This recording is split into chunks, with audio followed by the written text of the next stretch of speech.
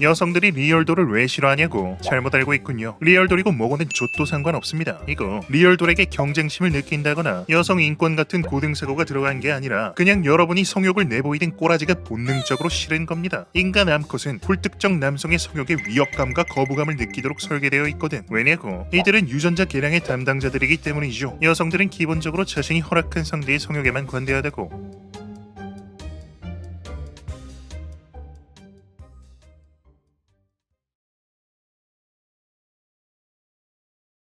불특정 개체의 성욕에 대하여 남녀가 각기 어떻게 다르게 반응하는가는 처음 보는 사람한테 여러분의 그거 사진을 보여주면 됩니다. 남성들이 반대 케이스에 대하여 따봉을 날리는 것과는 달리 여성들은 이것을 더럽다고 느끼죠. 즉 이들은 어떠한 정보도 주어지지 않은 개체의 성욕에 대하여 본능적으로 적대감을 느낍니다. 소재가 리얼돌이건 포노르건 직캠이건 간에 여성들은 공통적으로 우리의 성충동에 대하여 방어적인 태도를 보이며 이를 통제하려 한다고. 자, 그렇다면 리얼돌 문제에 대한 질문은 이렇게 바뀌어야 하겠죠. 인간 여성은 왜 불특정 수컷의 성욕에 거부감을 느끼도록 진화해 왔냐는 겁니다. 왜 인간 여성의 본능은 리얼돌을 병신들의 유쾌한 반란으로 넘기지 못하도록 유도하고 있으며 왜 이런 특성을 가진 개체들이 진화 과정에서 더 많이 살아남았고 해당 형질을 후대로 더 잘 물려줄 수 있었던 것일까요?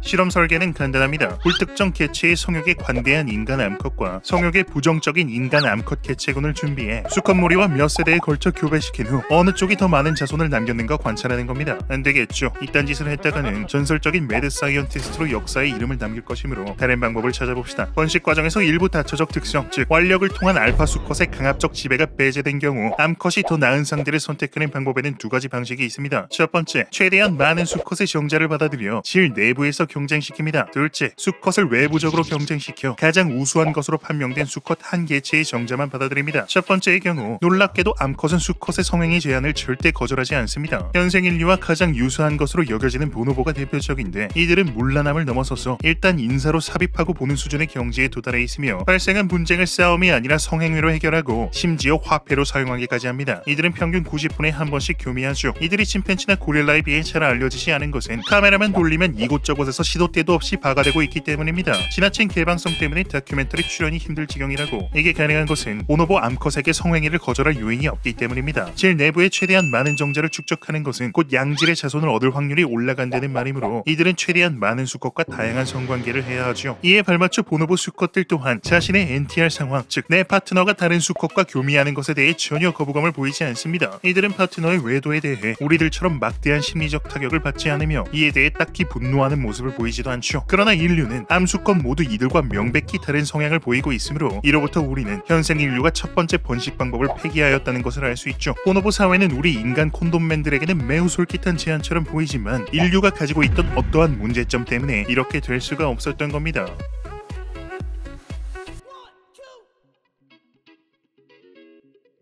보노보 사회의 맹점은 태어난 아이의 아버지를 알 수가 없다는 겁니다. 질 내부에서 뒤섞인 정자 중 어느 정자가 선택되었는지 새끼가 인식표를 달고 나오지 않기 때문이죠. 따라서 이 경우 아버지는 내 자식인지 전혀 확신할 수 없는 저 아이에 대한 애정을 전혀 보이지 않고 육아는 오로지 어머니 손에서만 이루어집니다. 보노보 수컷은 그냥 최대한 많은 암컷을 찾아다니는 데 집중할 뿐이죠. 그렇습니다. 이 에비리스한 상황이 인류가 가진 어떠한 문제점을 해결해주지 못하기 때문에 우리는 첫 번째 방법을 택할 수가 없었던 겁니다. 이게 가능하려면 새끼를 암컷 혼자 양육할 수 있어야 하거든. 보노보 새끼는 태어나자마자 자력으로 엄마 품에 매달릴 수 있기 때문에 어미가 생산력을 발휘하는데 별 해가 되지 않으며 따라서 애 키우는데 수컷의 도움이 별로 필요하지가 않다고. 하지만 인간 새끼를 생각해봅시다. 얘네들이 태어나자마자 할 줄 아는 거라곤 똥이랑 소음을 생산하는 것 뿐이며 첫 걸음을 떼는 데에도 무려 1년이란 시간이 필요합니다. 이 상황에서 인간 암컷은 자신의 생산력을 내팽개친 채로 아이를 돌보는데 전념해야 하기 때문에 보노보처럼 수컷에게 이제부터 내가 키울 거니까 꺼져 라고 할 수가 없다고. 즉 인간 암컷은 아이를 키우기 위해 수컷의 보조를 반드시 필요로 하는 입장에 있는 것이죠. 하지만 보노보처럼 무차별적인 난교를 행할 경우 아버지는 애새끼에 대해서 전혀 애정을 가지지 않습니다. 수컷에게는 유전적으로 더 많은 암컷과 접촉할 요인이 있기 때문에 이 상황에서 암컷이 이들을 붙드는 것은 불가능에 가깝죠. 따라서 인간 암컷은 질 내부에 가장 우수한 단 한 명의 수컷의 정자만 받아들인 후 이 자식은 내 자식이니까 너도 책임져라 라고 할 요인이 있는 것입니다. 아이에 대한 책임 소재를 명확히 밝혀주는 대가로 너도 먹이를 물어오라는 것이죠. 따라서 인간 여성은 보노보처럼 불특정 다수의 성 성적 호의에 일관적으로 호감을 보이는 것이 아니라 자신이 가장 뛰어나다고 판정한 남성에게만 몸을 허락하여 이들의 자식을 생산해 주어야 합니다. 즉 이와 반대되는 상황인 자신이 열등한 것으로 간주한 남성이나 자신이 아직 평가를 내리지 않은 남성들의 성적 호의에 대해서는 강렬한 반감과 배타성을 보이도록 디자인될 수밖에 없었던 거죠. 내가 누군가를 좋아한다는 사실이 그 여자에게 상처가 되는 겁니다. 그러므로 이 리얼돌 문제는 여성 인권 같은 어떠한 고등사고에 따른 행동이 아니라 자신의 유전적 이기를 발휘하기 위한 도구적 본능의 발로인 거라고. 때문에 우리 남성들이 상호 합의하에 체결되었으며 그 누구도 피해 입지 않는 리얼돌 규제의 논리적 결함성을 지적하며 반론하려 해도 아무 소용이 없는 것이죠. 이 생태의 기원이 운명인의 이성이 아니라 짐승적 본능에 있었으니까. 그럼에도 불구하고 현대 문명이 여성들이 저 본능을 최대한 발휘하도록 권장하는 것은 이로부터 어떠한 이익을 얻어가는 이들이 존재하기 때문입니다. 이들은 여성 내면에 내재된 불안 심리와 공포감을 자극하여 이들을 짐승으로 만들고 자신은 불안에 떠는 양떼를 인도할 목자로 서고자 하죠. 하지만 이 가여운 양떼들은 눈앞에 닥친 공포감과 불안감 때문에 이를 올바르게 볼 수 없습니다.